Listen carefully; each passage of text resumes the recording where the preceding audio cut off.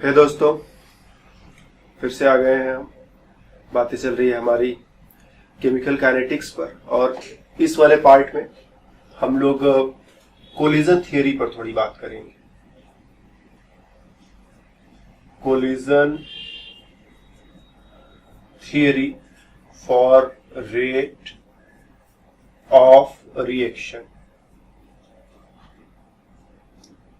इस थियरी का कहना है कि जैसे सपोज ए और बी आपस में रिएक्शन कर रहे हैं, इसी में सी डी सब कुछ शामिल हो सकते हैं, लेकिन कोलिजन मतलब टकराना। टकराने के लिए कम से कम दो तो होने चाहिए ना, एक अकेला रहेगा तो टकरा नहीं पाएगा। तो यूनिमोलिकुलर रिएक्शंस को हम इस थियरी से डील नहीं कर सकते, एटलीस्ट बाई मॉलिकुलर या हायर। तो ए और बी दो मॉलिक्यूल्स हैं, दोनों आपस में टकराए और टकरा करके इन्होंने कुछ प्रोडक्ट बनाया। मतलब दोनों आपस में रिएक्शन करते हैं, रिएक्शन करके कुछ प्रोडक्ट बनाते हैं। और सपोज ये रिएक्शन जो है जस्ट सिंपल रिएक्शन है। हम एक सिंपल रिएक्शन की बात कर रहे हैं। सिंपल रिएक्शन मतलब जो एक ही स्टेप में हो जाता है, सिंपल रिएक्शन, या तुम इसे एलिमेंट्री रिएक्शन भी कहते हो, जो एक ही स्टेप में हो जाता है, कोई कॉम्प्लिकेशन नहीं है। दोनों टकराए और रिएक्शन हुआ, दोनों मिले और रिएक्शन हुआ। तो कोलिजन थियरी बेसिकली तो यही कहता है कि जब दो मॉलिक्यूल्स मिल करके कुछ प्रोडक्ट बना रहे हैं, तीन मॉलिक्यूल्स मिल करके कुछ प्रोडक्ट बना रहे हैं। ऐसा भी हो सकता है दोनों ही मॉलिक्यूल्स एक ही चीज के हो, जैसे 2 टाइम्स A ये मिलकर के प्रोडक्ट बनाते, ये भी पॉसिबल है। लेकिन कम से कम दो मॉलिक्यूल्स मिल करके प्रोडक्ट बना रहे हैं, ऐसा सिचुएशन है। तो ऐसा होने के लिए मॉलिक्यूल्स के बीच में कोलिजन जरूरी है। तो ये इस थ्योरी का पहला पॉइंट है कि कोलिजन इज नेसेसरी। ठीक, कोलिजन क्या है?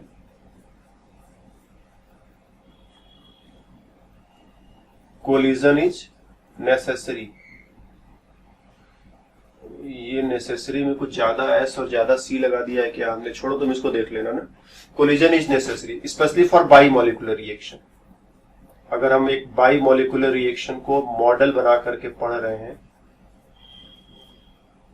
हम एक बाई मॉलिकुलर रिएक्शन को मॉडल बना करके पढ़े, तो हम बोलेंगे जब तक दोनों मॉलिक्यूल टकराएंगे नहीं तब तक रिएक्शन नहीं होगा। ये तो सीधी सीधी बात है। दो मॉलिक्यूल आए, टकराए, रिएक्शन आगे बढ़ा। फिर दूसरा पॉइंट बिल्कुल साफ साफ, every collision is not fruitful. Every collision is not fruitful. जैसे हर बार टकराएगा, हर बार कोलिजन होगा, तो हर कोलिजन फ्रूटफुल नहीं है। मतलब सभी फलदायी हो, सभी से फल प्राप्त हो, सभी से अच्छा रिजल्ट प्राप्त हो, ये कोई जरूरी नहीं है। जैसे एग्जाम में सब जाते हैं लेकिन पास करके सब नहीं निकल पाते हैं। कुछ जो है गए लेकिन फिर भी जो है पास ना हो पाए, या वैसा पास ना हो पाए जैसा चाहते थे। ऐसे कोलिजन हुआ, लेकिन हर कोलिजन पास हो जाए, हर कोलिजन के बाद प्रोडक्ट बन जाए, ये जरूरी नहीं है। पास होने के लिए कुछ करना पड़ेगा। जब वो कर पाएगा मॉलिक्यूल तो पास होगा, अदरवाइज वो पास नहीं हो पाएगा। तो प्रत्येक कोलिजन सफल हो ऐसा जरूरी नहीं है। तो तुम फ्रूटफुल अगर तुम्हारे लिए टेढ़ा वर्ड हो तो तुम सक्सेसफुल भी लिख सकते हो। Every collision is not successful. So what we need for successful collision? तो successful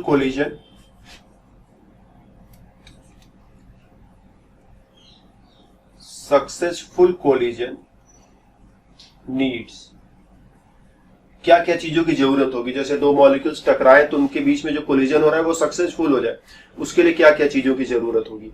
तो पहला तो जरूरत है सफिशिएंट एनर्जी। Sufficient energy. अगर मॉलिक्यूल्स के पास एनर्जी कम है, तो हम लोगों ने पढ़ा हुआ है ना, हम लोगों ने एक्टिवेशन एनर्जी के बारे में पढ़ा हुआ है कि इधर रिएक्शन का प्रोग्रेस तुम लिखते हो,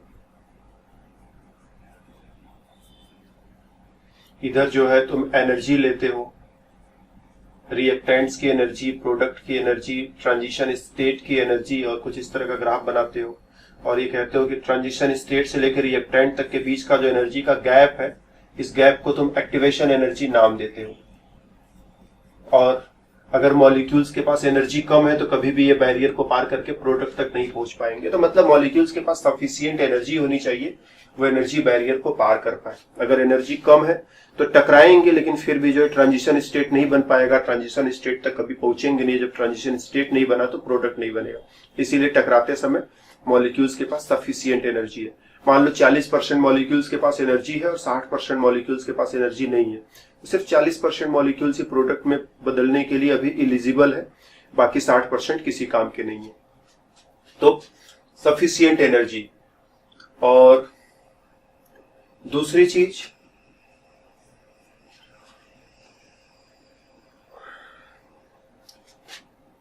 करेक्ट ओरिएंटेशन। करेक्ट ओरिएंटेशन कि जैसे टकराते समय भी, जैसे मान लो एक बेहद सिंपल एग्जांपल, हम दरवाजे से जाकर टकराए और दरवाजा खुल जाए, इसके लिए हमें सही डायरेक्शन से दरवाजे को टक्कर मारनी पड़ेगी। अब पता चल रहा है कि उल्टे डायरेक्शन से दरवाजे को टक्कर मार रहे हैं, सिर भी फूट जाएगा, दरवाजा भी नहीं खुलेगा। तो ओरिएंटेशन, रिएक्शन में होने के लिए भी ओरिएंटेशन जरूरी होता है। अगर ए और बी टकरा रहे हैं तो एक खास स्पॉट होगा, अगर उस स्पॉट पर ए और बी का टक्कर होता है तब जाकर के ये टक्कर सक्सेसफुल होगा, इस टक्कर से रिएक्शन होगा, अदरवाइज ये रिएक्शन नहीं होगा। जैसे अगर तुम लोग समझ सको तो हम लोग एक ऑर्गेनिक केमिस्ट्री का रिएक्शन लेते हैं, न भी समझो तो कोई परेशानी नहीं है, हमको एग्जांपल बताने दो। जैसे ये रिएक्शन है, यहाँ पर क्लोरीन लगा है और हाइड्रोक्साइड आयन आएगा, ये पीछे से आता है, क्लोरीन यहां से निकल करके जा रहा है, हाइड्रोक्साइड आयन आएगा और कार्बन के साथ बॉन्ड बना लेगा। तो रिएक्शन का रिजल्ट कुछ ऐसा, सी के साथ ये OH और ये तीनों हाइड्रोजन अब कुछ इधर उल्टे हो जाते हैं। तो अगर तुम ऑर्गेनिक केमिस्ट्री में ये रिएक्शन पढ़े हो तो तुम्हें ज्यादा आनंद आ रहा होगा, नहीं पढ़ा भी होगा तब भी कोई फर्क नहीं पड़ता, इतना तो समझ रहे हो ना, ये आगे से जा रहा है और ये पीछे से आ रहा है। अब ये जिधर से जा रहा है ये उधर से ही चला चला आता, तो पहले ये दोनों आपस में टकराते, इसको कार्बन के साथ बॉन्ड बनाने का मौका न मिलता। तो क्लोरीन को निकालना है और OH को कार्बन से जोड़ना है, इसके लिए back side approach is necessary. Back side approach is needed. तो अलग अलग रिएक्शंस में अलग अलग सिचुएशन होता है, किसी में बैक साइड, किसी में फ्रंट साइड, किसी में टॉप साइड, किसी में बॉटम साइड, किसी में लेफ्ट साइड, किसी में right side. It all depends on the situation, लेकिन ये एक सिचुएशन है जिसमें इसको बैक से अटैक करना जरूरी है। अब ये अगर इधर से OH ग्रुप इधर से चला आ रहा है तो टकराएगा, फिर भी रिएक्शन नहीं होगा, किसी काम का ये टक्कर नहीं है। तो प्रॉपर ओरिएंटेशन, करेक्ट ओरिएंटेशन भी चाहिए। तो कोलिजन को सक्सेसफुल केवल होने के लिए कोलिजन ही होना काफी नहीं है, एनर्जी सफिशिएंट होनी चाहिए और करेक्ट ओरिएंटेशन होना चाहिए। तो यही है हमारा कोलिजन थियरी कि कोलिजन जब होगा तभी रिएक्शन होगा, और कोलिजन केवल होना काफी नहीं है, कोलिजन होते समय मॉलिक्यूल्स के पास सही एनर्जी भी होनी चाहिए और मॉलिक्यूल्स का टकराते समय जो ओरिएंटेशन है वो भी सही होना चाहिए। तो हम लोग यहाँ पर जो प्रति सेकेंड जो रिएक्शन हो रहा है, पेजेज हमारे खत्म हो गए तो थोड़ा पेज हम ऐड करेंगे, कुछ सेकेंड्स के लिए धैर्य बनाए रखो। ओके, तो कोलिजन जो हो रहा है, रिएक्शन हो रहा है, अगर प्रति सेकेंड होने वाला रिएक्शन देखें तो हम लोग कह सकते हैं कि जो रेट कांस्टेंट K है वो यही बताता है, K का जो वैल्यू होता है वो यही बताता है कि एक सेकेंड में कितना रिएक्शन हो रहा है। ठीक, बाकी चीजों को हम फिक्स कर दे तो एक सेकेंड में कितना रिएक्शन चल रहा है वो K के वैल्यू से हमें उसका आइडिया मिलता है। तो K का वैल्यू एक तरह से हमें ये बता रहा है कि एक सेकेंड में कितने मॉलिक्यूल सक्सेसफुल हुए। रेट कांस्टेंट K जो है इट टेल्स अबाउट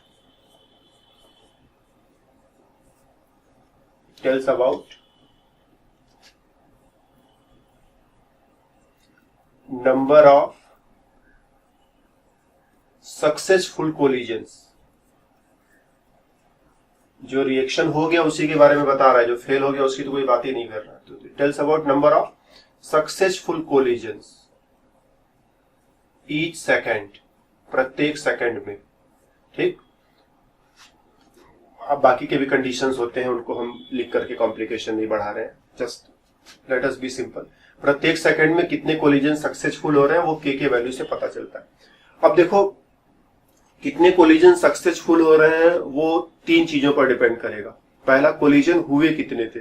अब जैसे कि एग्जाम में 500 बच्चे जो है पार्टिसिपेट कर रहे हैं, तो 500 से ज्यादा बच्चे तो सक्सेसफुल हो नहीं सकते, ज्यादा से ज्यादा बच्चे 500 फुल सक्सेसफुल हो पाएंगे।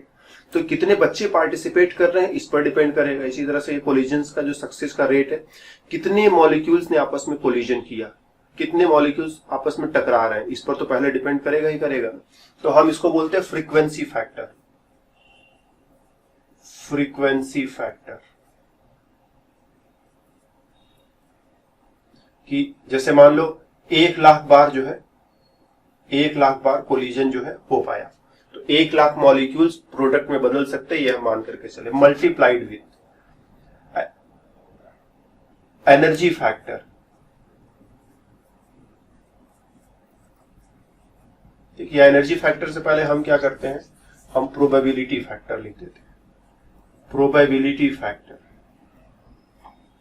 प्रोबेबिलिटी फैक्टर मतलब सही दिशा से जो टकराने की बात कर रहे थे, सही दिशा के साथ कितने मॉलिक्यूल्स आकर के टकराए, जितने मॉलिक्यूल सही सही डायरेक्शन से आकर के टकराए।